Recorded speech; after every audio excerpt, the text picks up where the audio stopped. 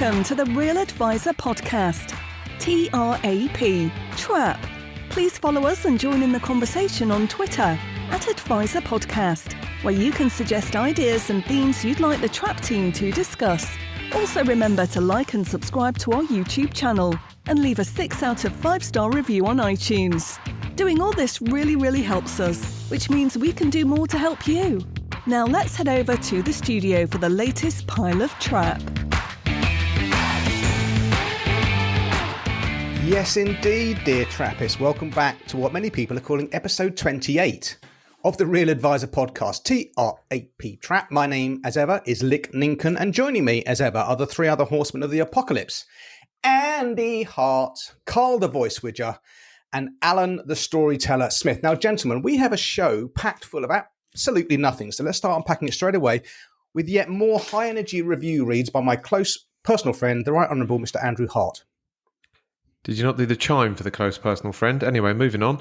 Couple of reviews today from good friends of ours and good friends of the show. First up is Dom Spalding, entitled 5 stars, excellent. I tend to dip in and out of podcasts when work and my bike schedule allows. This one I keep coming back to. Genuinely interesting, always insightful and thought-provoking. I don't always agree with the Bond episode, for example, but there's no point living in an echo chamber. Keep it up, fellas. Dom. Next up is Graham Foster, Fozzie, who we know also very well, part of our mastermind group, 5 stars. Well done, chaps, putting a TRAP podcast together. It's very good and refreshing to hear good quality financial planners talk and share client experiences. Loved the AUM podcast. All helps to enhance and deliver proper financial planning to clients and their families.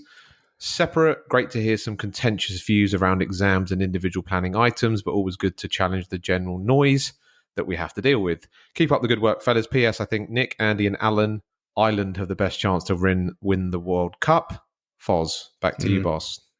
I think Graham, who's a good egg, we like Graham and Dom, actually two of the really good eggs in our profession. I think, yes, Foz, that review would have come in a few weeks ago before England lost to Fiji and just played generally rubbish. So we're definitely out of the running. So okay, great stuff. Thank you as ever. And if you want to leave a review, you know what to do. In the so-called show notes, there's a link. It's dead easy. And also in the pinned tweet at the top of the @Advisor Podcast Twitter feed or X feed, whatever it's called today, whatever Elon wants to call it. Okay, let's give this show a topical timestamp so we can reference it when you listen back to it in years to come, which of course you're all going to do. Not Mr. Widger, voice, the man in the arena. Yes, indeed, the man in the arena. So this is a pretty famous speech from Teddy Roosevelt. So I've in the show notes, I've put in the link to a YouTube video of it where there's a great narrator actually talks through the speech, but it's really, really good. The reason I put it in and I thought about it was I spent some time last week with a bunch of very successful entrepreneurs and some successful sports people. And it's a kind of a quiet event that we put together with a few other people. And I just was minded after the few days of being surrounded by successful people in their chosen field, be it business or be it sport, and just the feeling of just listening to the stories. Like, there is no story as straightforward. There is no success as straightforward. There's always failures along the way. But the feeling of goodwill towards each other, the feeling of let's help each other. I just thought I was absolutely, albeit a little bit hungover coming away from it, I was definitely hugely inspired. And there was a lot of group emails going around, but also individual texts flying around the following kind of couple of days, which was just really, really cool and definitely inspiring.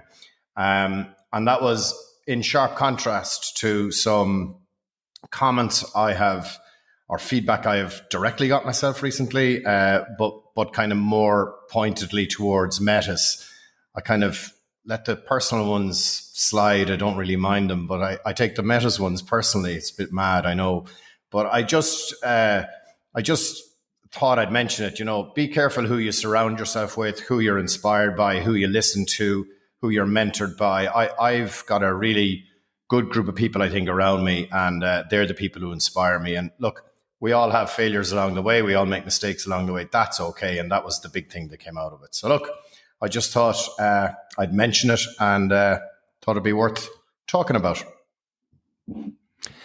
I'll just come back on that. There's nothing like, as you say, Nick, a topical timestamp referencing a speech made about 100 years ago.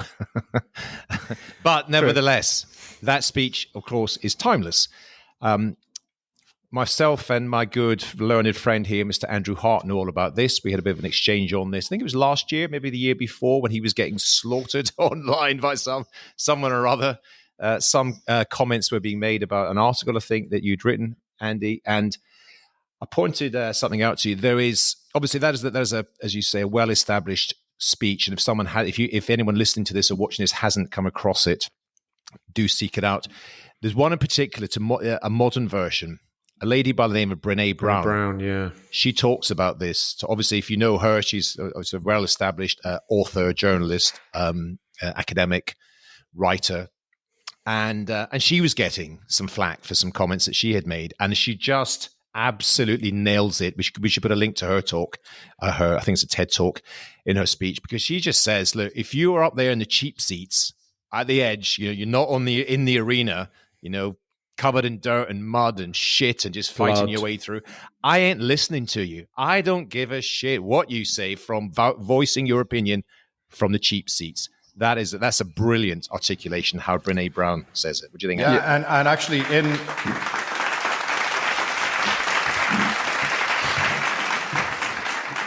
I obviously didn't know you were going to talk about Brené Brown, but in the end of Teddy Roosevelt's speech, he talks about daring greatly, and isn't her famous book called Daring Greatly? Exactly right.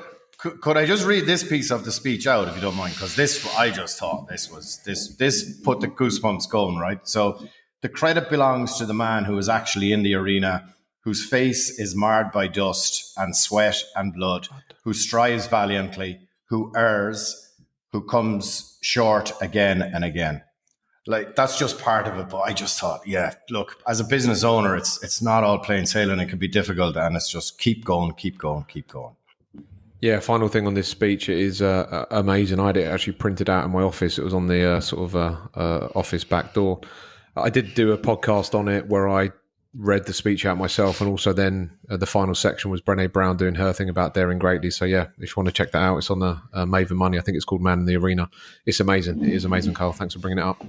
Back to you, boss. Very, very good. Very good. What a way to start the show. Thank you for that, Carl. Mr. Smith, an apparent lack of understanding of lifetime financial planning. Surely not, my friend.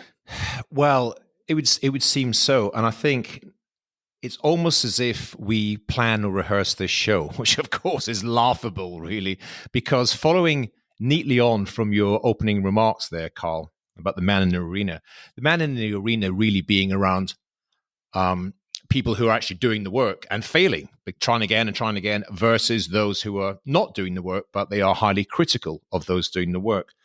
I'm not, for obvious reasons, going to name names, but it wouldn't take too much digging around to find out about this stuff. As my following on social media, Twitter in particular grows, I get more and more, pushback, negativity. I post, comments, and you can guarantee almost every comment that I post or write about, I'll get a handful of people saying, "You're wrong, that's stupid, you haven't thought this through," whatever. I've got a couple of points to make on that. One, it's just an opinion, guys. It's just Twitter. It's not an academic research report or anything. It's just an opinion, and we're all entitled to our opinions, as we'll talk about later on in this show. But one thing that really stood out for me was a recent comment.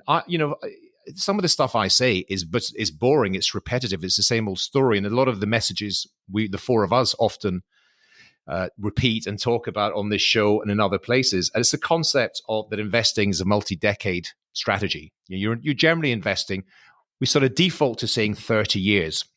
And one of the reasons we say 30 years is that somebody retiring around 60 or in their early 60s, there's a very high, significant chance that at least one of that two-person couple will still be alive 30 years later, in their 90s. Statistically proven fact.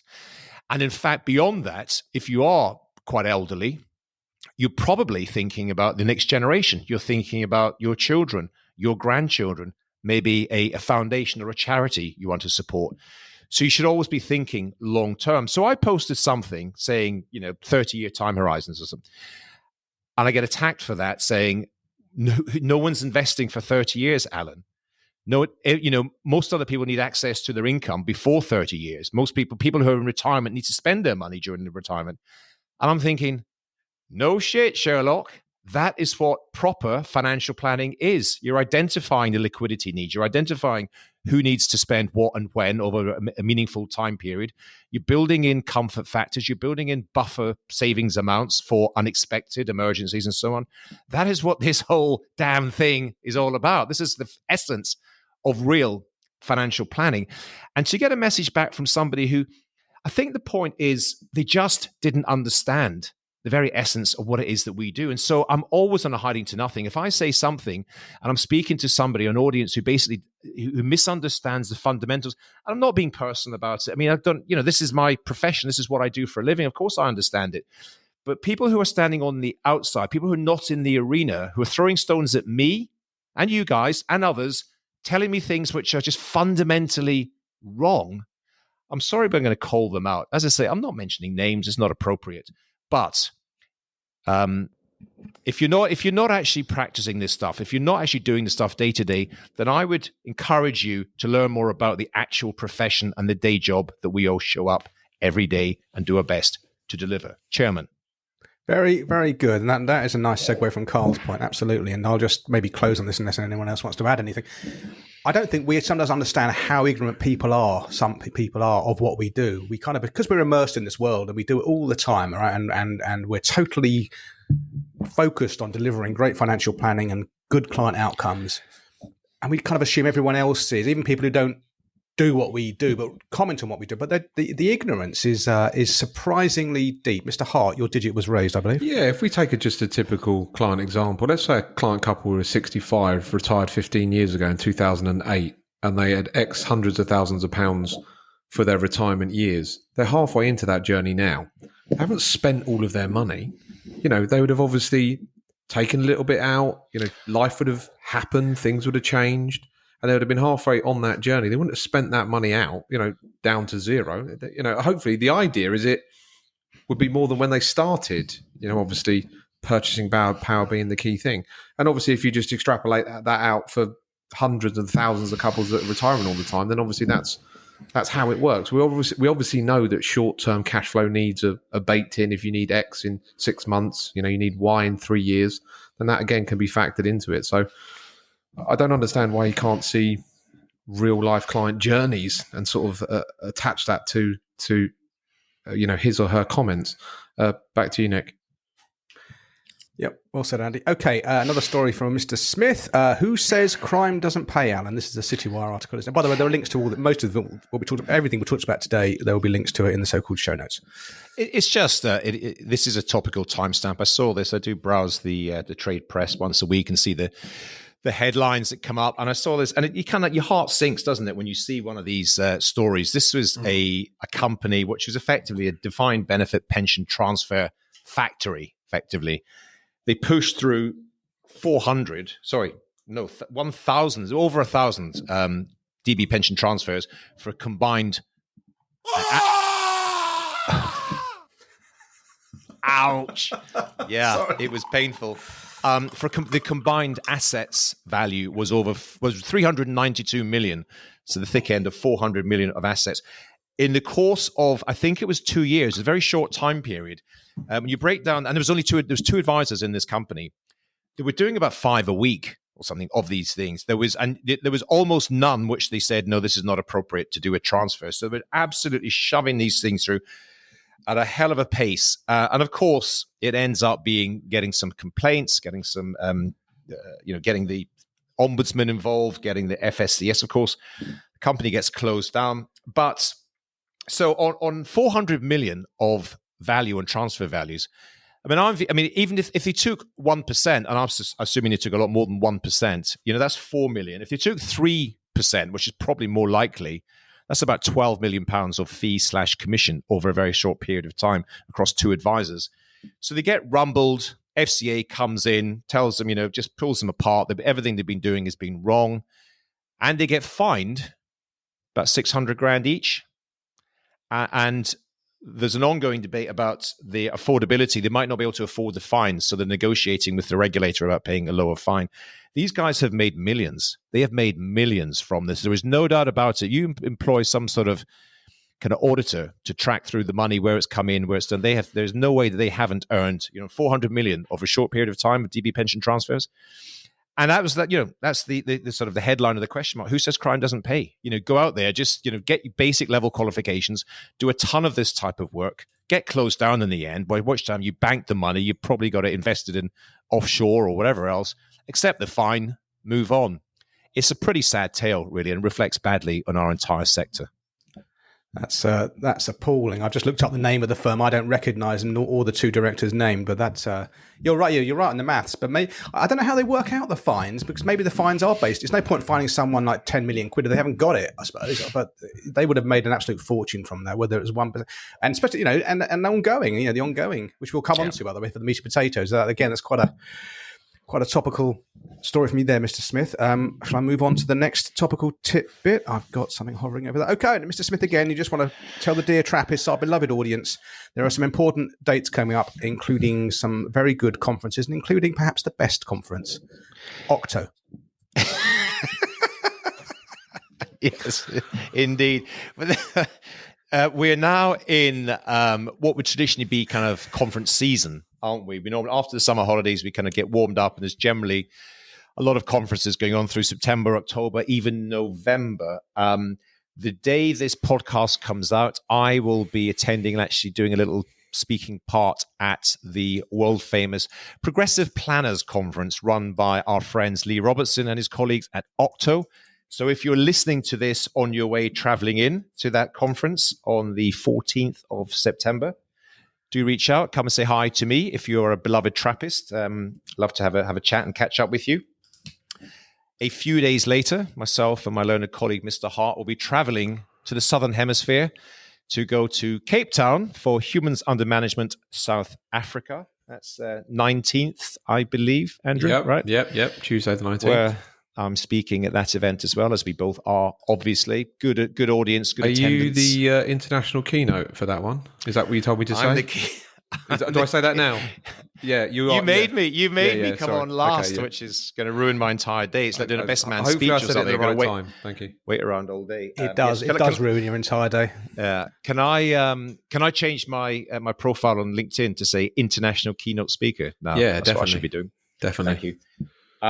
I've got an event which is to do with the other award-winning podcast, Bulletproof Entrepreneur, relaunching this month in September as well. Got a live event at Homegrown, the private members club, although on this occasion it will be open to all comers on the 17th of October, where I'll be speaking with Piers Linney, ex-Dragon's Den, close personal friend of mine, and we'll be unpacking the magic of AI and artificial intelligence as it relates to business owners and aspiring entrepreneurs. And last for now, on the next day, actually, on the 18th of October, I should also be doing something at the Money Marketing Interactive in central London, which I understand is a free conference run by Money Marketing. A lot of interesting speakers.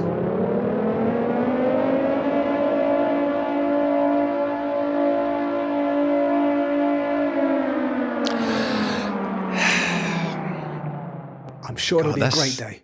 That takes a while. And that's it. So those are dates for your diary. There's 4 dates for your diary. And Andy, if you might as well, whilst you're here, chuck in your, although it is a complete sellout, but if someone wants to, are you doing live streaming for Hum London in November? Yes, Hum London is on the 9th of November. Yeah, I'm sold out, like well over sold out. But yeah, there is still an opportunity to get the live stream ticket. So thanks for that, mate. Yeah. I'm full on in conference organising at the moment. Seeing as we're on events that are coming up, the Future You event that I spoke about before is on next week. So hopefully I'll fill you in a little bit at the next episode. Believe it or not, we're sold out. So for us to be sold out and to be at capacity and not accept any more bookings is pretty bloody amazing. So well done to Team Metis and especially Susan Walsh, who's putting all of that together. So can't wait to share some of the insights from that on the next episode. That's really good, Carl. That is, I mean, that's not an easy sale. I don't think the way it's described, and it's not cheap either. So to sell out, that's great. That's presumably going to be an annual event now for you guys. I think it's great. Yeah. We'll see. There's some amount of organising that goes behind all of this, so we'll see. But anyway, looking forward to it. Really looking forward to it. Well done. Yeah, that's a real feather in your bow, mate. That's exclusivity, and same for you, Andy, as well. Of course, with Hum. Wow, selling out. Paid for events which are not inexpensive relative to, in quotes, free events. Where of course you are the product.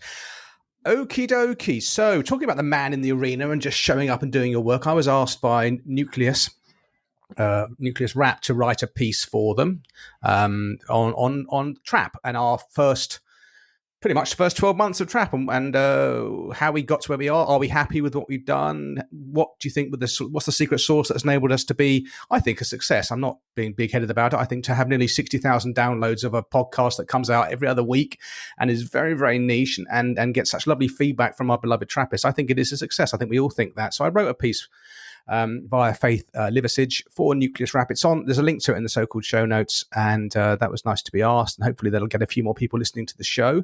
So that was all good. But again, my main point in that really is I think Alan made the reference maybe 2 or 3 episodes ago about how many podcasts don't get beyond episode X. And a lot of success in life is just turning up. I think 95% of success is turning up. Just turn up and do your job. And we're just stubborn buggers, aren't we? And we just know we're going to do this, and we do it come hell or high water, whether you're skiing in the Alps, Alan, or I'm stranded in some converted brothel in Sicily. We get on with the it was in the process of being converted quickly for the listeners. Yeah, so that's nice. Anyway, the link's in that. So, right. Mr. Smith again. Yeah, we had one of our Trappists, Tom Kenny, and perhaps a new way to get Mr. Murray's books at prices that aren't arm and a leg variety. Yeah, shout out to loyal Trappist Tom Kenny, who I believe works up at a great firm, Boost Financial Planning. After, I think it was the last episode, when I referenced one of Nick Murray's books and as part of my Culture Corner reference, and made the point that we all know it's like trying to find hen's teeth, or whatever the saying is, trying to get hold of Nick Murray books without having to remortgage your house in order to get one. No, Tom reached out to me via LinkedIn and referenced a company or an online place you can buy them. It's called ABE Books. I think it's just abebooks.com. And yeah, you go online there, but I think we've all had a look at it. It's quite a mixed bag. Yes, there are Nick Murray books for like £500-600 there as well, secondhand, but there are some for $5 and $6. Obviously, you got to pay your sort of transport postage fees, which probably be the same again, if not more. But you can get hold of. Seems to be quite a wide range of Nick Murray books accessible for reasonable costs. So thank you, Tom. That's what this network's all about. That's what the community is all about. And we find things that are interesting for us, and others have got ideas or insights that can be shared with the wider audience, then obviously let us know and we'll share them on this podcast. So again, thanks, Tom. And just very similar on that, there is another website that is UK-based, run by David Hearn, that sells the books. Annoyingly, I believe he's sort of all out of the books at the moment, so it's not a very useful recommendation, but I believe he's going to get some more shipped across. But it's called Financial. Are you sure? Are you sure? I thought he was parking it for now. He's going to sort of reopen the shop, is he? Okay. Oh, right. Okay, I don't know. All right, whatever. There's a link in the show notes. It's called Financial, spelled FHYNANCI. PHY, mate. PHY. Yeah, sorry, PHYNANCIAL. It'll be in the show notes. Apart from having the wrong spelling and the fact that the shop's closed down and you can't get access to the books, that's brilliant. Amazing. Let's move on. Yeah, the website's crashed as well. So you got the triple whammy there. No, the website's maybe it has been shuttered then for the moment. Anyway, David Hearn. Let's stick to Abe Books for the time being. That was a brilliant resource. Maybe is a brilliant resource. And again, David Hearn, one of the good guys in our mighty profession, as Mr. Hart labels it quite correctly.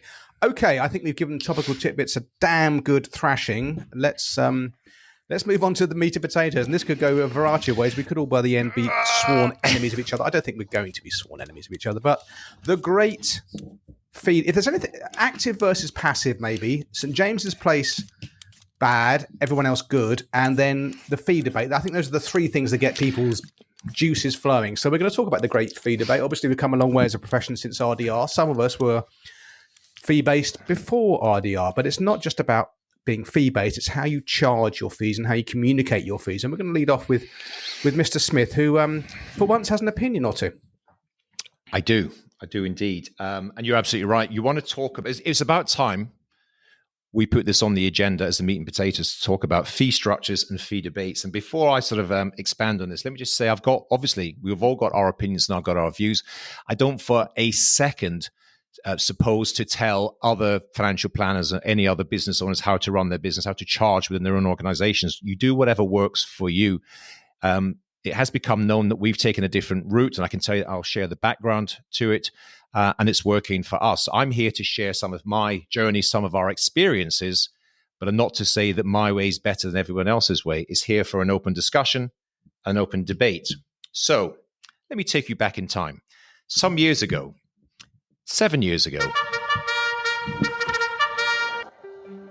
Grab yourself a drink, a very long drink. It's story time with Alan Smith. Yeah, thank you. The origin story of this, in fact, I can go back to the beginning of when we started in business. So pretty much every aspect of the business, which is capital asset management, has evolved and has changed over the years. When we got started, our investment proposition was largely an active management investment proposition. We did little or nothing in the way of what I call traditional financial planning and cash flow modeling, because I don't think those tools really existed. I didn't really understand. I never heard of the likes, sort of conversations like behavioral coaching, behavioral finance, and all that sort of stuff. So we're very traditional IFA. Every one of those aspects has changed. It has evolved as we've learned. I've got a bunch of really smart, thoughtful colleagues here, most of whom have been with me for many, many years. And we are forever challenging the status quo. We're forever looking at how we do things and wondering and asking ourselves, are there better ways of doing things? And every one of those, as I say, from investment to financial planning to behavioral coaching, every one of those we've evolved and changed. And I think what we offer now is significantly better than what we offered, 10, 15 years ago. There's one aspect that hadn't changed until a few years ago, and that is the structure and the way that we charge professional fees for our services. As we know, this industry was born and brought up on a percentage of assets or AUM model. We go back. I'm old enough to know that when we used to recommend products and unit trusts and things, the manufacturer of the product were the ones who dictated how you got paid, and they generally defaulted to a percentage of assets basis, and they told you how much they'd pay, and so that became the default approach. Then Retail Distribution Review came along in 2012, and traditional commissions and having product providers and manufacturers tell you what you're going to get paid, that went out of the window, and it moved across to a fee, and I put fee in inverted commas basis, in as much as you were now, as the advisor, you had the ability to agree your fee with the client. And yes, you could still collect it from the investment account, but it was up to you and not a third party, not the product provider to tell you. But a lot of the evidence would point to the fact that almost everyone just carried on charging the same way as they were charging before. And the traditional 3% initial commission became 3% initial fee. The ongoing 0.5% trail commission became traditionally 1% ongoing trail fee. And so there wasn't much change. So coming up for 7 years ago, as part of our continual process to review, analyze, and kind of challenge the way that we think in our company, myself and colleagues, we got together, we had an away day, an offsite, and we kicked this around for the best part of a day, working out what the best way was to charge for professional services. Because what we had realized by this point, and I don't think this is really up for dispute, is the vast majority of the value that we delivered to clients was in the planning. It wasn't the investment management. I would stand by and say our investment proposition is world class. It's up there with the best that I've ever seen out there, but it's not the be all and end all. It's not where our real true value is. So therefore, we were challenging ourselves. If that is the case, if our real value is in thoughtful planning, structuring, project management, ongoing coaching, all that stuff, why on earth are we tying our professional fee structure to the value of the client's retail investment products they have managed by us? There's a disconnect. There's a massive disconnect. there was four key points. We distilled it down to 4 key headings, which were cross subsidy. The larger clients pay a disproportionate amount of fees compared to the smaller clients. Therefore, there's a cross subsidy that exists. If a client's got £1 million of assets, theoretically, he's paying 10 times more than a client with £100,000 of assets, albeit it can be discounted based on size. There's also the contingent nature. In order for you to get paid anything, the client has to invest money with you. Whereas sometimes the best advice is to pay down debt, is to help your children, is to do something else, not necessarily invest more money. There's also the cost, the compounding effect of cost, a percentage of assets model, which increases in line with long-term market returns, is costly. Or we talked before about having multi-decade investment programs. Paying 1% a year for 30 years is actually pretty costly when you look at the compounding effect. And last but not least, the conflict of interest that exists. There's an inherent conflict of interest if the only way I can get paid is by taking a percentage of the investment funds that you give to me. I mean, I would say the vast majority of financial advisors are good, honest, and ethical, and they wouldn't be influenced by this. But if the client thinks for a second that your advice is likely to be conflicted, that's an issue. And the last point I'm going to say is there's 2 huge markets that you're missing out on charging a percentage of assets basis. One is younger people who have got little or no assets, but they're sort of fast-moving, sort of career-oriented young professionals or business owners. And the other one is the entire the business owner market itself. We all say that clients who are business owners who own a limited company, husbands or wife or whatever, they're great ideal prospects for us to work with. The majority of them have got most of their wealth tied up in the value of their business and maybe their property. So we're missing out if we're still charging percentage of assets basis, then we're potentially missing out on a huge market. So nearly 7 years ago, we pretty much overnight changed and we moved our fee structure from a percentage of assets basis to effectively a retainer, a subscription, a monthly paid subscription model, which is predicated on value. There's a number of other factors based into it, but it's a value-based subscription model, which we think works really well. And we have certainly picked up a number of very great clients because they prefer this model to what they perceive as being a rather more conflicted model that the rest of the sector chooses. That, gentlemen, is enough from me for the time being. I will put my hard hat on and stand by for your comments. Andy, you're going to, I think, lead off case for the defence. Go on. That was brilliant, Alan. You brought up loads of really useful points. Thanks for that. We could talk about this all day, so we're going to try and just chip in and say a few points.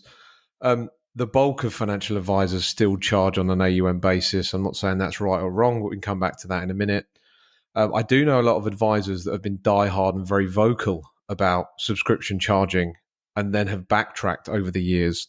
There's a very famous company that is the name of tuna fish who was very vocal about this, and there's a few other people that we know as well. AUM fee charging is the worst form of client charging except for all the others, in my opinion. Also, I'm 6 years into running Maven Advisor. I'm on version 23 of my fee client agreement, which is also quite interesting. I think this debate as well sometimes tries to focus on the misconception is the charging structure is where the integrity is, whereas I don't think that's the case. I think the integrity is with the firm and the advisor. I could show you a subscription charging crook, and an AUM financial planning god, as such. So it's the person and the integrity. I do get the conflict of interest. It's an allocation of capital question. If I've got a client that says, I've got £100,000, do I pay my mortgage off, buy a holiday home in Spain? If I have low integrity, I would say, oh, no, of course not. That'd be a ridiculous thing to do with your money. You should definitely add this to your investment portfolio with me, then therefore my greedy fee increases.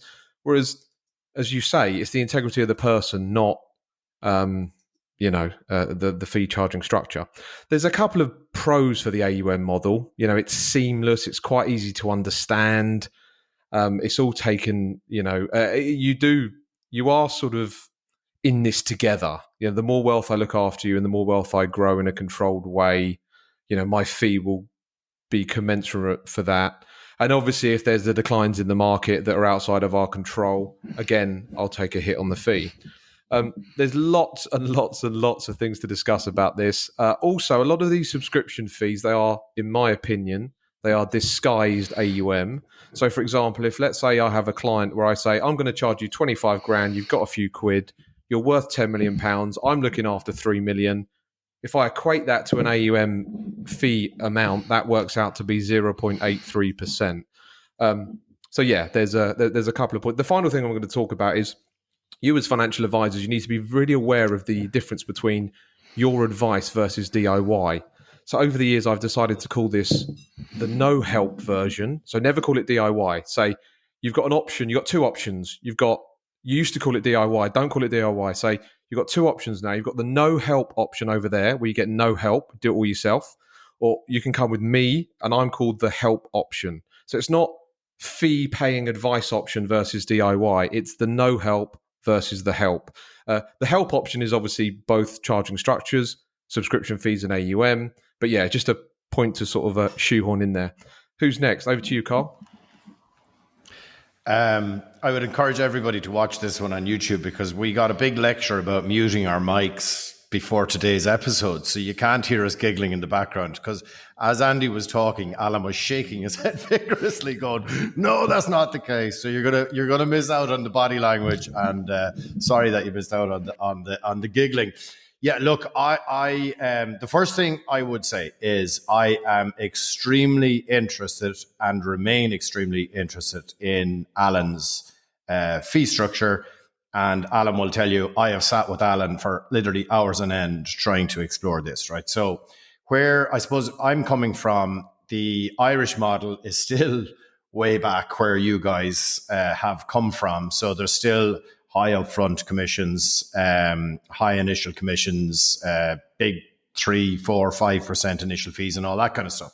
So where we have evolved to is a million miles away from that, but we are on the AUM model. For me, there's loads of reasons. I will never, ever rule out changing the structures. I think Andy's point is really well made that he's on version 23 or something like that. You know, this is something that you got to be keeping an eye out, and I'm all ears all of the time. However, for now, where we've landed is the AUM model. I find it's simple. It's easy for us to kind of explain to clients. So for us, especially for the platform business, it's the platform fee, the Metis fee, and then the fund manager fee. There you go. And we've kind of a rule that at every single review meeting, you remind the client again, these are the fees and these are the split outs, so that everybody knows what everybody's getting paid. So I have a famous phrase here: there are no gray areas when you do your business with Metis. You know exactly what it is. It's up to you to decide whether that's value or not. For me, and I don't know if the tax rules are different, it would be as it stands now. And I have spoken to Alan about this, but as it stands, it will be tax inefficient just to charge a fee from the point of view of VAT being applied to fees, and also from the point of view of it being tax efficient to deduct fees directly from pensions on the AUM basis. Just to quickly jump in there, I think I'm right in saying this, Alan. Isn't it the VAT and the tax is a net for both models in the UK? It's exactly the same. Yeah, that's what I'm saying. That's what I'm saying. I don't know the Irish tax. Yeah. I'm just saying the UK, from a VAT tax point of view, it's a net, Carl. So back to you, my friend. So that wouldn't be the case in Ireland for people who are not paying fees via business. Anyway, that's probably a moot point because that's a kind of technicality, right? So let's not talk about technicalities here. So it's ultra transparent is what I'd say. And we're like over the top on the transparency. We've had people join our business going, I think we potentially are losing business here at Metis because we're being transparent where others aren't. And I'm like, be that as it may, that's a non-negotiable. That's part of the integrity piece here. So just in terms of addressing a couple of points that you made, Alan, and I was writing something down when you made one of them. So I think there was kind of 4 key points, and I've kind of, so I suppose the reason I'm going to say this is to just assure everybody that I've thought this one through. So and allowing myself change my mind on this too. Okay, in terms of the cross subsidy, it's a very well made point, and it's a fair point. So how we limit that, or limit it is probably a good point. Is we put in a tiered structure. So depending on the AUM, the fee does come down quite significantly. The product dependent piece. There's two kind of points I would make on that. It's people have to do product in order for you to be paid. So we do charge for the plans, but not all the time. Okay, straight up. So if we feel that this is a really good client for us, we will actually say we'll waive it, or we might say here's the fee, and if you do business, we'll waive the fee because it'll be part of the AUM fee.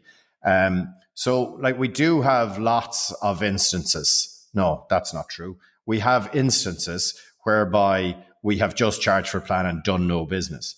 I do have tons of instances where we have told people who came to us with a ball of money saying, I want to invest. And then we did a plan and found out they had debt, and the debt was rising and rising in terms of cost because interest rates were rising. We've loads of cases where we can show, no, we told the client to go and pay off the debt and come back to us when things change around. The conflict of interest, I'm not really sure about that one, Alan. But I'll take that one away and kind of think about that a little bit more, because after all, when people kind of walk through our door, I would expect they understand that what they're going to ultimately get is a financial plan that may derive some financial products. So I'm not sure if the AUM model kind of expressly gives a conflict of interest. Where I did feel there was a conflict of interest was, and it's not to say that we don't do business with insurers, but when you have an insurer who won't break out the actual product cost, so the pension cost, and then the fund cost, because they're also the fund manager, that can lead to a conflict of interest. And indeed, if they're paying people initial commissions, well, there you go. They're kind of, you've got I don't want to name names because I got in trouble for that before. So if you had XYZ Pension Company Limited, and you've got the XYZ personal pension in the XYZ managed fund, and you're the broker, financial advisor is being paid a big upfront initial commission from XYZ Pension Company Limited. There's conflicts of interest all over the place there. So look, in summary, I think your points are well made. I think it's a good debate. It's certainly something that is on my agenda literally all of the time. And Alan, you did forget in all your events, to say that you are coming over to talk to the Metis team in September. And that will most definitely be part of the discussions that we will be having at that time. But I to my final point, Andy's point is really well made. That look, as long as you can, act with integrity, do the best for your clients, and be transparent about it, I think then, I won't say it doesn't matter what model you're on, but it matters less what model how you're charging your clients. Okay, agreed. Mr. Chairman, let me just come back on that before you jump in with your views, if I may. Again, we're having it's great. This is violent agreement here. We're all agreeing with each other, and I think that's perfectly reasonable to be able to do. But just coming back on a couple of points, the fact that, of course, as I said, the vast majority of advisors are honest and ethical. We are, particularly in the UK, Ireland as well, and around the world, we have got a regulatory environment which discourages sharp practice, and most, not all of the cowboys are out. But in the same way as we've said before, we believe we don't believe in active management as a sort of core investment proposition, but I'd rather be with some active managers than some passive advisors. But I'm just trying to get the sort of best of all worlds. I'm assuming you're ethical. I'm assuming you've got a thoughtful investment proposition. I'm assuming you do real financial planning all the time to every client. And I'm also therefore saying my version of ideal and perfect kind of client value proposition has a fee structure which is more modern and more relevant and supports the view that most of the value is elsewhere other than the assets and asset management. And I have to say, this wasn't just me and my colleagues thinking about this. We were getting pushback. We've got a lot of really smart entrepreneurial clients. And I remember speaking to a few of them who just sold businesses. And I was doing my assets under management fee pitch to them. And they were saying, Alan, honestly, your fee model is nuts. I don't really care about this investment thing. this planning stuff that you've done for me and my wife is amazing. Love it. I'd pay you a big fee for that. I don't care about the other stuff. So we were very influenced over the years by having clients who pushed back and really encouraged us to evolve our fee model. But a couple of quick points. Just because you listen, the default answer is it's just easier. Clients prefer it, we prefer it, and it is definitely easier. But so is offering an active investment management proposition. If I told all our clients, we review the markets, we buy and sell, we do all this, a lot of our clients would quite like it. It's a kind of easier proposition. Just because it's easy doesn't mean you should always do it. Is number one. Number two, on an assets, we're all business owners here. If you were to really consider the fact that you've got little or no control over your future revenues, and it's your future revenues and therefore your profits are predicated by global events over which you've got zero control, up and down. That doesn't sound like a sound business model. Your revenue, our revenue, well, anyone who's an assets-based fee model can literally fall 10, 15, 20%, 30% in the course of a year. And that's going to wipe out, for most advisors, that's pretty much all their profit. They're now making a loss for a period of time. And are you sort of saying, well, we'll bank this sort of money in the good days and we'll sort of bring it out in the bad days? I don't think it's a sound business proposition. If I was going to invest in a business over which they had got zero control of their future cash flows and revenues, I would be questioning that as a business model. Zero's a bit strong there. What influence do you have over the global capital markets, which determine your revenues in your business? Well, we don't have any. There could be a bomb could go off somewhere this afternoon, and the market, your income will fall. I'm not saying we have any influence. I'm saying the historical data, goes back centuries. So we've got some insight of where we're going to move. We just don't know exactly which direction. But yeah, and I suppose my point on that would be, well, if we're asking our clients all the time to look to the long term, then we should also be prepared to look to the long term. And I suppose that was our big move towards the trail model, the lower initial fees and all of that kind of stuff. So therefore, we're going to take the rough with the smooth over a long period of time. I'm comfortable that will smooth itself out. Okay. And also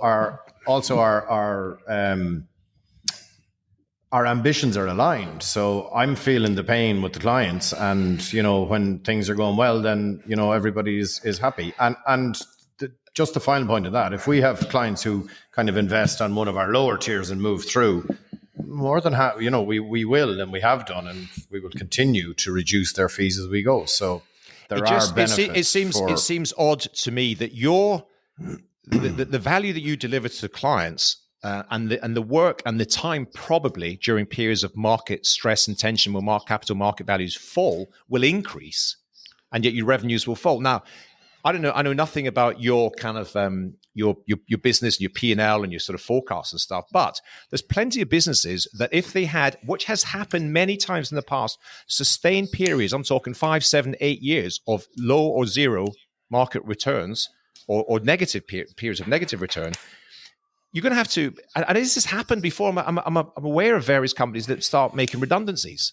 They start after laying off staff, which is not ideal from if you're hiring people. If your business income fell 30% and stayed low for 2 or 3 years, someone's going to have to take the hit. Let's hear from the Watford Wise one. Over to you, Chairman.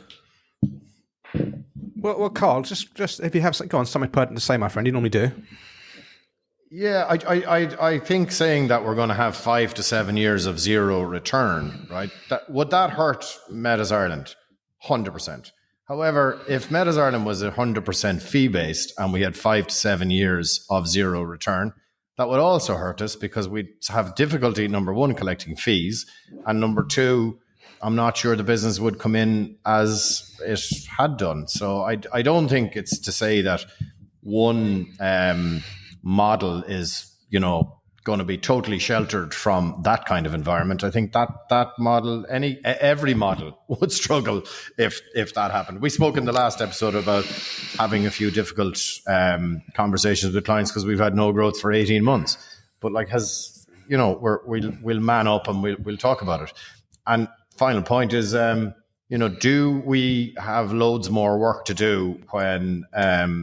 Did we have loads more work to do when Russia invaded Ukraine and markets took a bit of a hiccup? Nope, because we do all of that really hard work and training with our clients along the way in the good times. Okay, that's great. Okay, well, I've made some notes there, and I just want to let me. Can I just frame this from how I see things? I don't really give a damn how you get paid, as long as you get paid for the work you do, and as long as the customer knows what they're paying. I don't give a monkey's really. At the end of the day, this is what we charge. This is what you get. No hidden fees. I mean, we had a TRAPist question come in yesterday, which we'll get to eventually in a future episode. Not a financial advisor, Joe Public, who is struggling to get details of the actual fees he is paying on his portfolio from his IFA firm. So there definitely are IFA firms out there and some more vertical firms that are somewhat opaque in their charging structure. Okay, well, we're not like that. Okay, it's kind of a given. So putting that to one side, I don't give a damn as long as if the main thing for me is transparency. So let's get that out of the way. Alan, you've got no control over inflation, my friend. And I mean, I presume your fixed fees are going up by 16%. Otherwise, your bottom line is going down. So none of us have control over pretty much anything, and that's just life. I do think you can charge more for clients with bigger portfolios, God forbid, because if your value proposition is behavior modification, which ours is, and sticking to the plan, stopping those people making really stupid mistakes, and also around lifetime allowance, annual allowance. Yes, that's bigger ticket stuff. And you know, as Andy says, we're answering expensive questions, and people with more money, not a judgment call, it's just a fact. People with more money have more expensive questions that need answering, because if they get the wrong answer, they're screwed. So I do not have a problem with charging more for people with more money and more complex situations. This old canard about, well, if you're charging a fee of 1% a year, it comes out of their returns, and over 30 years, it affects the investment performance. If you've got £1 million to invest and your annual fee is 1%, that's £10,000. You know, in a flat fee model, they've only got £990,000 to invest, because 10,000 of that million is going to the flat fee advisor. There's only so much money. You can't make money grow on a tree. That £10,000 could have been invested, and over 30 years, yeah, that would have made a lot of money. It's just maths. The conflict thing, I do think is that there's some truth in that, but that comes back to, you know, how honest are you and your integrity. And that's why, you know, I have a very steep tiered structure. You know, it's 1% on the first $500,000 and then 0.25 on the balance. Most of my clients have more than $500,000. When they disinvest, you know what? It doesn't actually impact my bottom line that much. And I'd like to think I wouldn't. I get a strange buzz from telling people to spend the money. You know, we do the cash flow and they're, you know, spending the kids' inheritance, skiing, SKI. I like it, even though part of me must know intuitively, well, this is, you know, going to knock a few pounds off the bottom line. But I just being able to tell people such great news, I honestly don't have a problem with it. I don't think I've ever had a conflict where I thought afterwards, you know what, that was just for me to get some money. I should have told them to pay off the mortgage or what have you. Also, the fact that most of my clients, and probably you are retirees, so the debt question is kind of just that's in the past. And in terms of it, yeah, most of the money I manage is existing money that's already been invested. It's very rarely I'm saying to clients, invest new money. I mean, I do it, you know, top up your ISAs and put some money in a GIA, but most of it is you've got these 7 or 8 pension pots, you've got this ISA over here, you've got this unit trust. Let's just put it all together. So it's money that's they're already products. Most people need products to reach their financial salvation, to hit financial independence. And the fact you're taking money from a product, I don't think clients, that does send up a conflicting message. If you're saying to clients all the time, our value is behavior modification and sticking you to the plan, it's not about investment performance. The fact that money comes from the investments is not, I don't see that as a big issue. And the fun, and this is the lazy thing. It's, as I think Andy alluded to, it's just easier, man. It's just this. We get paid one, and Carl to a degree. You mentioned we get paid X% a year. It comes off your investments. You're a sentient adult. Our regulator thinks you don't understand percentages. You obviously bloody can, because you've got some wealth and success in your life. You're not dim. We charge X%. It just comes off your investments. That's it. You know, job done. No standing orders, no direct debits, no go cardless or anything like that. And it's clean. But that's a self-serving argument to a degree, because it's easier for us as well. And your points about the market cycles, yeah, okay, fine. I mean, you know, there are some really badly run firms out there that just haven't got any capital reserves. They just spend what they bring in each year, and that's what the reserves. You know, you got to be. If you have a lean business, you can get through the downtimes, and you do wear the client pain as much as they do. And, you know, we're always saying to our clients, the advance is permanent. Under the AUM model, the business income will permanently go up. There will be temporary declines because the markets go through temporary declines. But I'm not knocking one way or the other. I think, Alan, what you've done is magnificent, and to have the confidence in your value and the ability to sell flat fees when everyone else is doing it off the invested assets, that's absolutely magnificent. The main thing for me is, are you transparent? That's I can't hammer. RDR was a fantastic thing for this. It changed a lot of the industrial IFAs into professional IFAs, and I know that a lot of them did go from 3 plus a half commission to 3 plus a half fee or 3 plus 1. We certainly don't. I'm naught plus 1. I don't charge initial fees. And it's if you want to walk away from me at any stage, you walk away. And we part as friends. As I say, I heavily discount it for larger portfolios. Nice and easy. Job done. Any pushback? I'm going to come back just with a couple of brief points, and then I'll wrap up for this episode. Because as you say, this you could spend an entire afternoon or a day, or as long as you want, discussing this. And there's, believe me, there's merits for and against. I mean, we have learned a lot of lessons. There is a lot of behavioral thoughts around even positioning it. Because when we literally decided as of tomorrow we're going to do this. Basically, we came up with how we arrived at our fees, and we just started talking to clients. And I've been in many's a room, positioning things for a prospective client, and I'm saying our fee is £12,000, and it just sounds like a lot of money.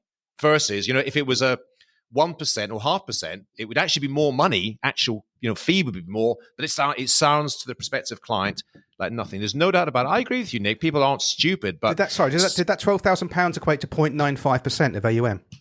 Yeah, exactly. You know that client. But there have been situations where I've said our fee is, and I've said the amount, and they said, "Oh, that sounds a bit steep." And I've told them what they're currently paying, and it's like double it, but it's in a percentage terms. So there's a lot of learnings. The other thing, this whole thing is very misunderstood. When you get into the murky world of alternative fee structures, and I know a lot of the people, the firms that are charging flat fees, retainer subscriptions, you name it, they're almost all different. They're almost all different. Some charge exactly the same fee, regardless of the client. A client with £20 million or a client with £200,000, same fee, which we don't. And that's the other thing to be aware of. I think you alluded to it, Nick. We do have, because we do recognize the value. And definitely if a client has got significantly more assets, or there's a lot more complexity. This is the key thing here. A client with £1 million, but he's got 3 offshore bond structures or something. He's got, 2 ex-wives. He's got all sorts of stuff going on in their lives. Versus the client who's just, sold a house or something. He's got £1 million in cash and says, "Well, how should I invest this?" They've got the same, quantum, if you like, but the value and the complexity are significantly different. Why should one pay exactly the same as the other? It just doesn't make sense. The thing about yes, you're right. Our fees, I think the key thing is with a subscription model, we reserve the right, and we do increase our fees in line with the prevailing rate of inflation. Obviously, we're in an inflation spike right now, but what we know is long-term inflation is lower than capital market returns. That's the whole point of investing. We're all about trying to get a model that we are every single client is profitable. We're making our margin, and our costs as our costs go up, we're increasing our fees in line with them, not in line with the equity markets, because our costs don't go up in line with the equity markets. So we believe it's a fairer model. And the last thing I'm going to say, and it's just it's our view and our opinion. We're talking about having a profession as opposed to an industry. You compare yourself to other professions, and I mean real professions. If you go and get, surgery, if you're going to get knee surgery at a Harley Street surgeon, a private hospital in Harley Street, for example, you want to get the best surgeon. If he said to you how much money you got, and you say, "Well, I've got quite a lot of money." He says, "Well, I'm going to charge you double because you've got low money." "How much have you got?" "Well, I don't have a lot of money here." "Okay, I'll charge you a lower fee." That's the issue. Our model is predicated on how wealthy you are, and there is an increased value. The bottom line product is roughly the same. There are benefits, there are advantages for some with more complex affairs, but and I'm just trying to have a fee structure which is aligned to other real professions and not sales industries like estate agents.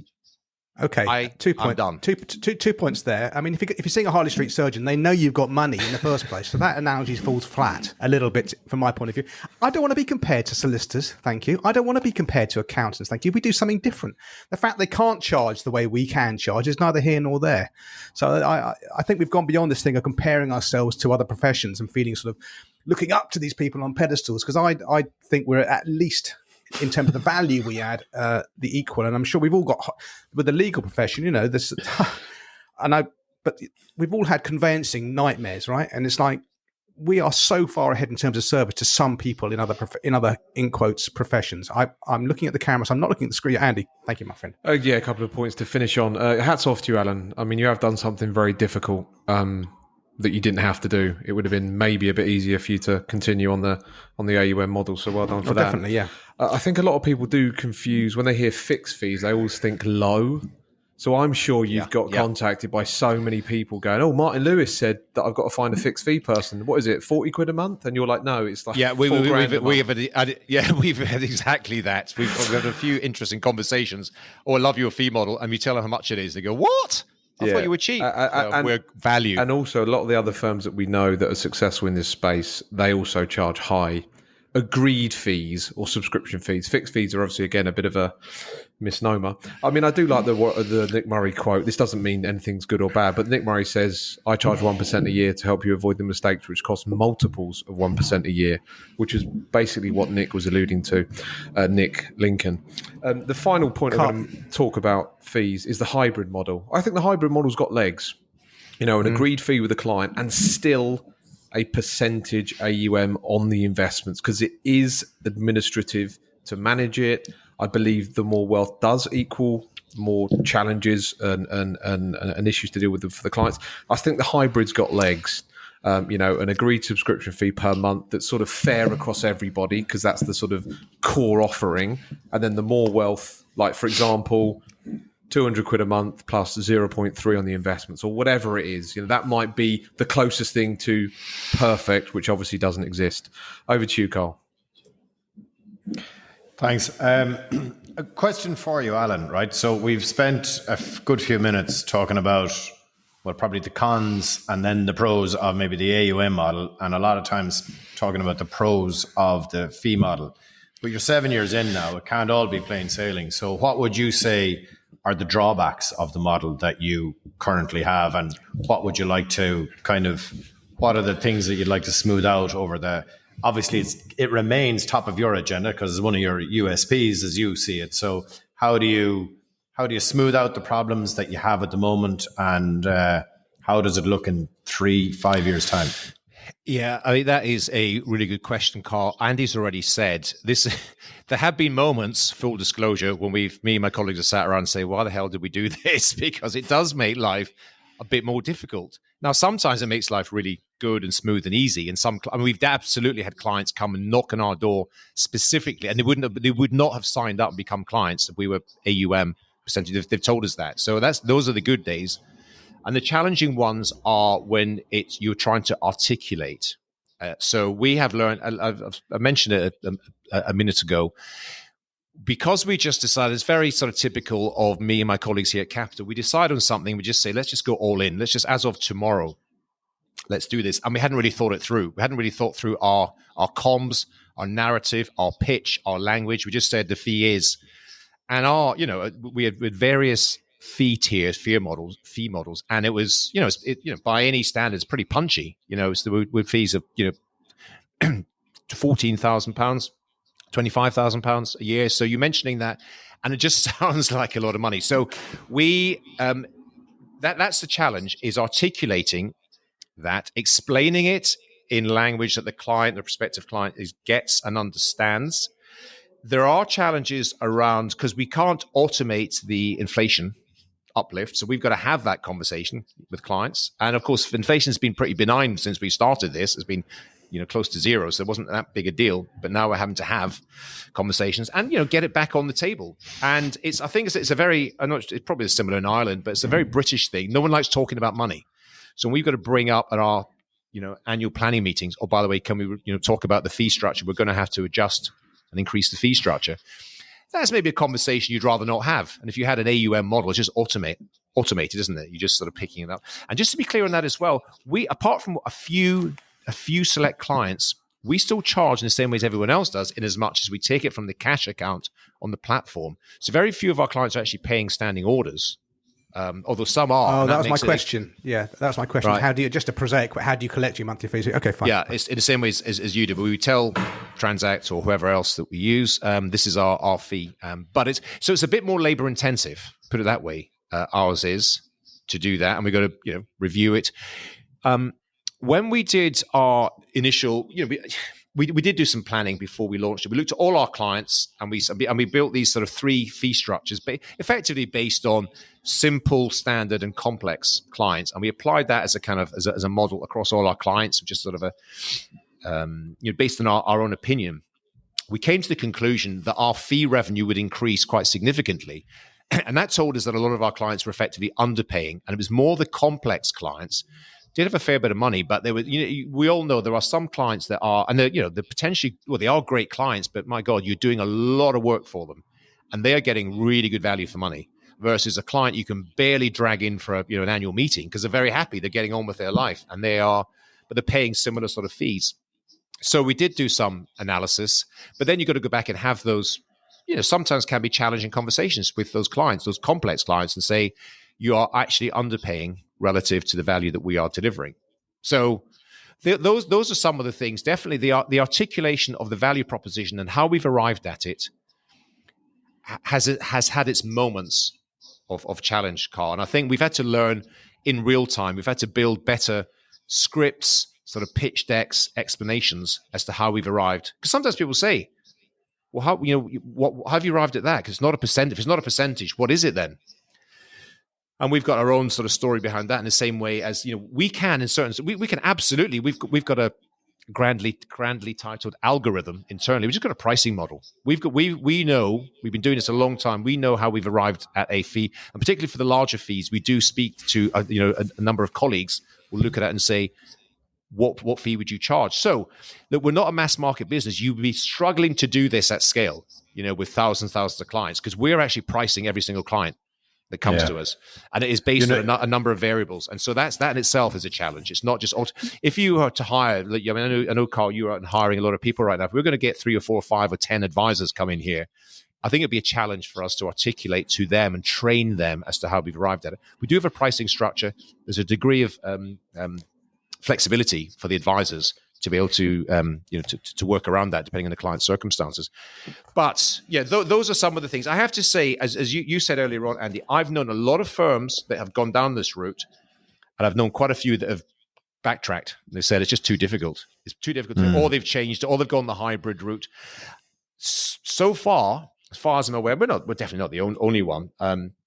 We have made a success of it. We're still in business. We're still profitable. We're still winning new business and still winning new clients. And we've had to learn in real time how to explain it, how to position it, how to defend it, I suppose. We've definitely lost some earlier prospects. We lost some people knocking our door. Some people just said, it's too complicated. The guy down the road will charge 1%. I get that. That's simple. And I can understand it. Yeah, I can understand it. And come here, we'll put the scripts and the algorithm in the show notes, Alan, yeah? They cost extra, but for you, my friend, I'll share. All right. No, look, it's and you have shared, and it's okay. It's a great, I think, really good conversation, and maybe we have a debate, a trap live next year. We'll sort of go into the weeds on it if you want. I will share within reason. Couple of points, maybe. Yeah. No, but it definitely gets me thinking, and there's no that doesn't take much. There is not. Okay, right. We're going into rambling mode. Thank you. I think we've given that a damn good thrashing. Thanks for all of us. Jesus Christ. 68 minutes of my life. Right. Let's go on to the next part of the show, because I can see posties at the front door.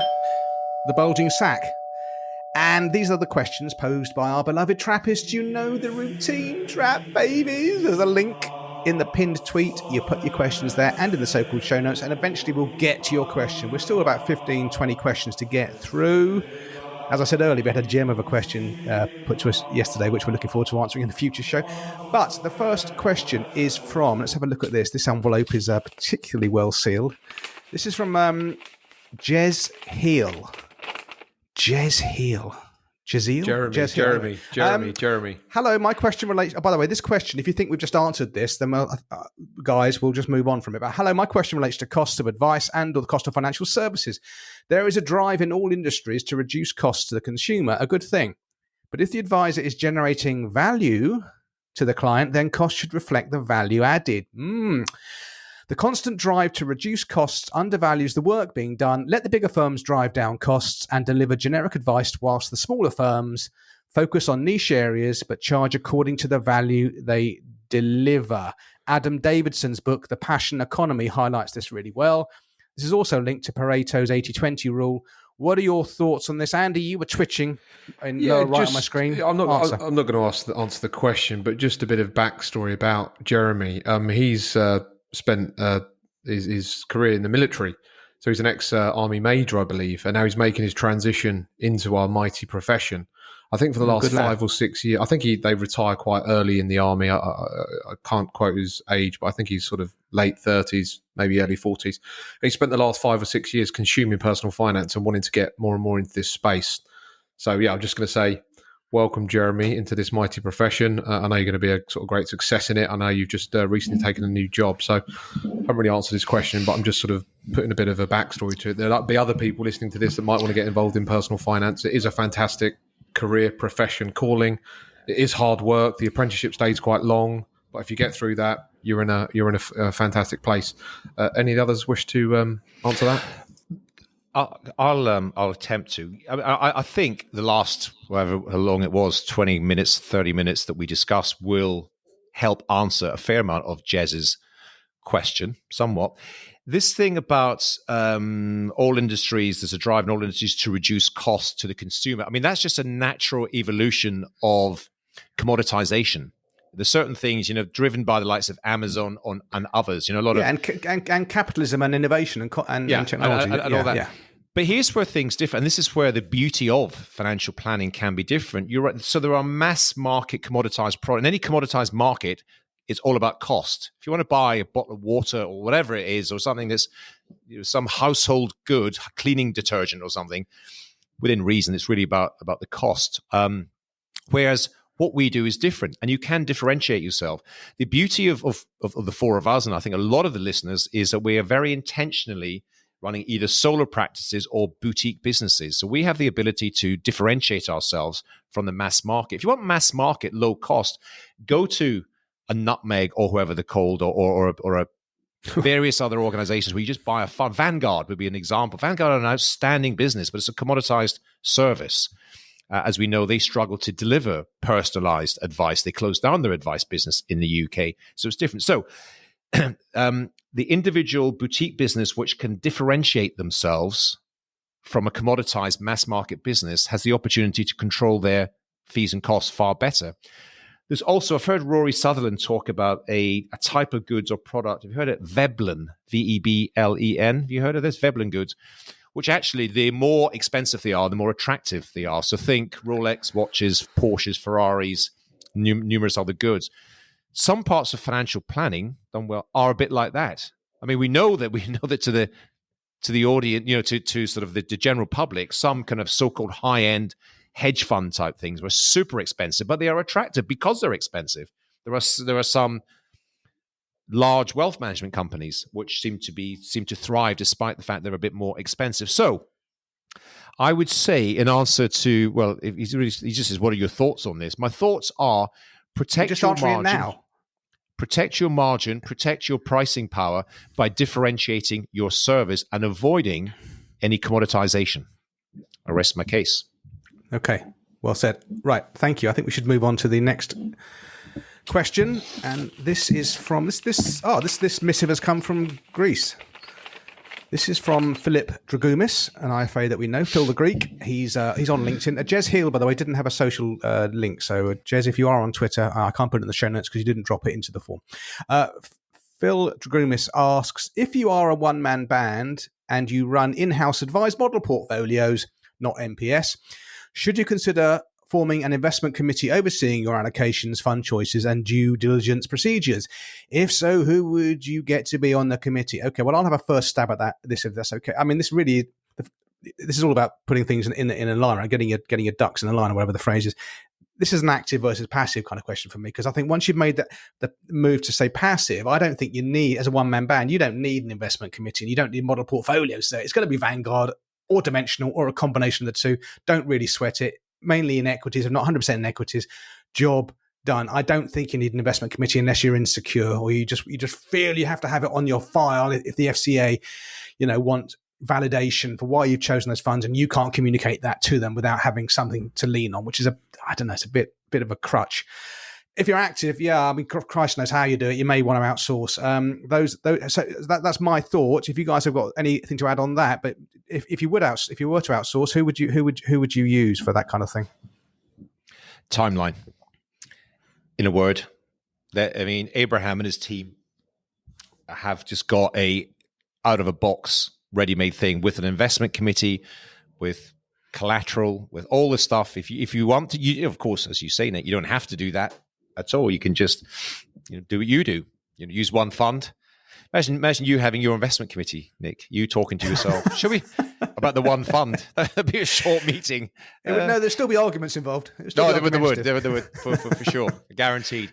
There's a few of these organizations around. To me, Timeline is a kind of natural fit right now for businesses. You just outsource. They do everything, and you can brand it in your own, brand, your company's name, details, etc. So that's a shout out for Timeline. For me, what do you think, Andy? No, I sort of agree with both of your points. There is some collateral out there from these large organisations that provide there's collateral out there. So I used to be part of that sort of investment committee where me and two other financial advisors met up. I think we met up every 6 months. It was quite interesting, actually. We did sweat the small stuff and discuss the detail, which was okay because it was every 6 months. So we just wrote down sort of points that we wanted to raise during the meeting because they weren't sort of pressing issues, and then just discussed it amongst the three of us. So it's basically, long story short, it's a mastermind. So get a mastermind together of similar people that run similar businesses that want to get together every 6 months or every year and chew the fat. There are sort of templates, downloads that you can get from various support companies. But yeah, it's a somewhat interesting just question. To say that if you are Dimensional have a whole suite of Dimensional stuff. They've got everything about how to build an and then investment committee. What should be your agenda? Some of the compliance companies have stuff as well. Back to you, Lick. Very good, Carl. You okay with it? Just move on. Okay, thank you, sir. All right, that's great. Got a couple of interesting questions there from our beloved Trappists. And as I said in the piece that I put together for Nucleus Wrap, we value your input because you are the show. Because we are you are us. We're practicing advisors talking to, but also wanting to talk with our audience. So please do keep the questions coming in. Okay, without any further ado, let's go on to Culture Corner. Wow. Okay, so Mr. Smith, painkiller, white-collar drug dealers. Mr. Hart, even, sorry. Yeah, over to me. This is the latest Netflix documentary series called Painkiller, which is about the Oxycontin, opioid epidemic that was started in the US. Again, it's around sort of corporate greed and all of the sort of tricks they're up to. Obviously, white collar drug dealing. There's another series called Dope Sick, which is also along a similar vein. It's absolutely staggering watching the destruction that this horrendous drug has had all across America. I think for the first time in the history of the US, average life expectancy is declining due to the impact of this. It's a wonderful documentary all around the Sackler company. The Sackler family, Purdue Pharma, which is the business. Again, it's manipulation, persuasion, marketing. It's horrendous to watch. Very insightful to watch, but horrendous the impact that it's had. I recommend checking it out. It's called Painkiller. Back to you, boss. Okay, thank you very much. Now, sorry, Mr. Smith, this next one is yours. This BBC Sounds the Wolf of Crypto, which, wow, you described it, my friend. And Andy, I started watching that Netflix thing last night. Watched the first episode. Really, just insightful, and I just find it just annoying in the extreme and just some angry making.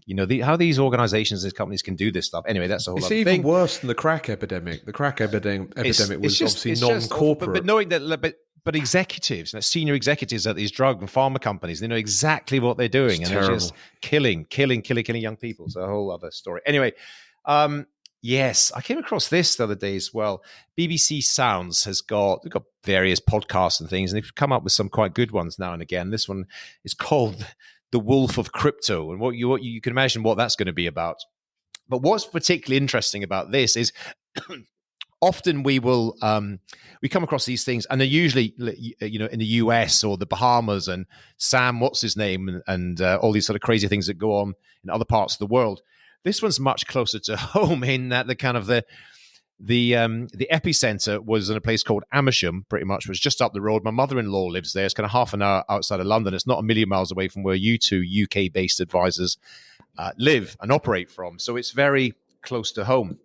And it's another salutary tale of the craziness that went on a couple of years ago, around 2021, when a guy who was a kind of a rodent inspector, he was a kind of a pest removal guy. He came up with this idea of starting his own cryptocurrency called Coda, I believe, Koda. Rodent coin. Rat coin. And it's amazing how you could just start a coin, just start one, and all it is about talking to people. So he used to drink in a local pub up in Amersham, and he'd speak to the landlord about it. And before you know it, and they just decide what the value is. And of course, everyone wants to buy it.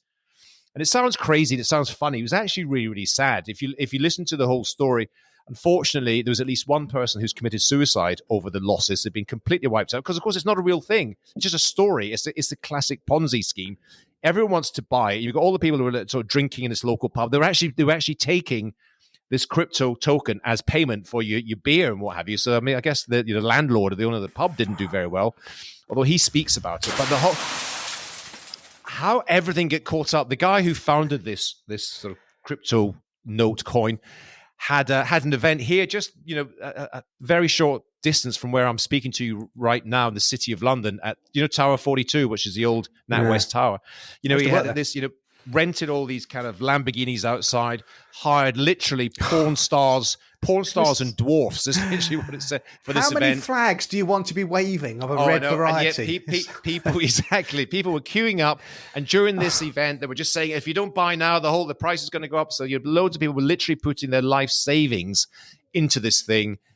And guess what happened? Of course, it is sort of blown. It pretty much doesn't exist anymore. The value is zero, or as close to zero as can be. Really interesting story because, in particular, it's so close to home. It was around me. It was around us, literally in the last 18 months, 2 years. It's well worth listening to. So BBC Sounds, The Wolf of Crypto. The madness of crowds, eh? And yeah, the pub is. I looked it up yesterday. It's about 10 miles from me, and. It's a very sad. It is a very sad story, but however, that probably won't stop me driving over there, going to that pub, and saying in a very loud voice, "Can I have a pint of Coda, please?" Just to see what the response is from the landlord.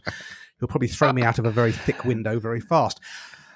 It's me next. Okay, a long time in finance podcast, the 9 Lives of Credit Suisse, kind of in the background over this year because there's other stuff been going on, I suppose, and we're still consumed. Well, I guess the news cycle is still consumed with sending more money to Ukraine. But Credit Suisse has kind of gone down the crapper. It's in a lot of trouble. I think it's been taken over. It's obviously a long-standing Swiss bank. And this podcast it's two city duffers. I think they've both been journalists in and around the square mile for the last 30, 40 years. And it's a two-part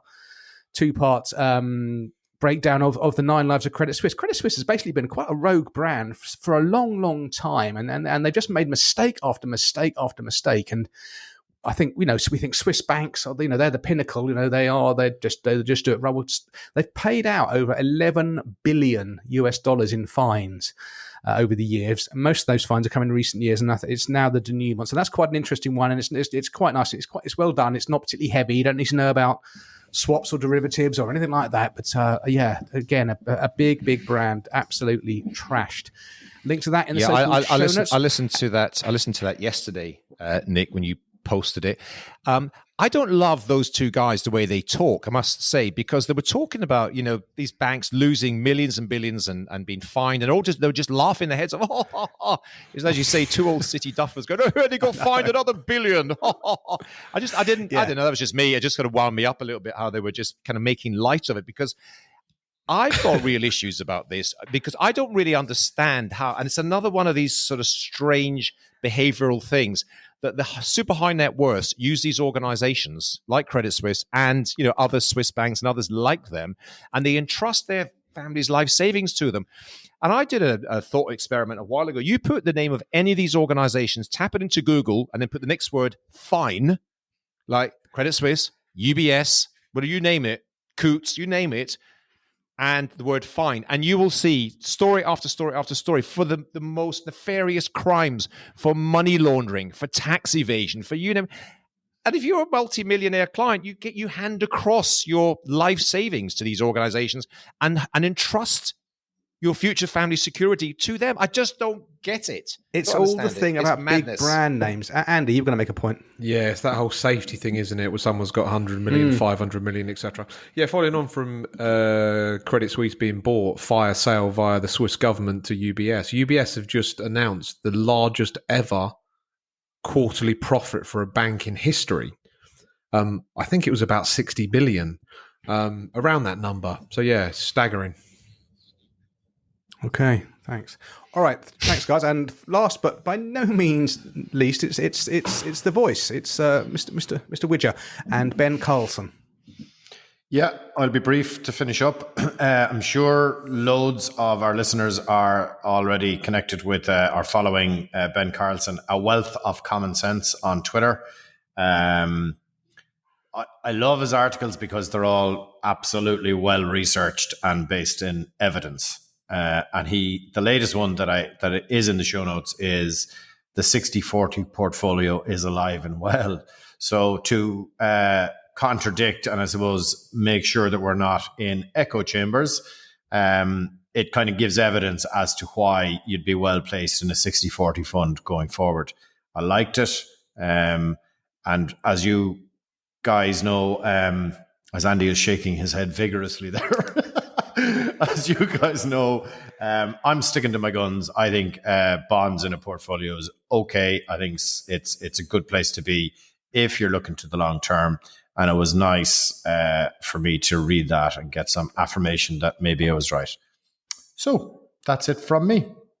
It was nice for Carl to have his biases confirmed. Okay. Now I'm going to ask. That's another pile of trap in the pan.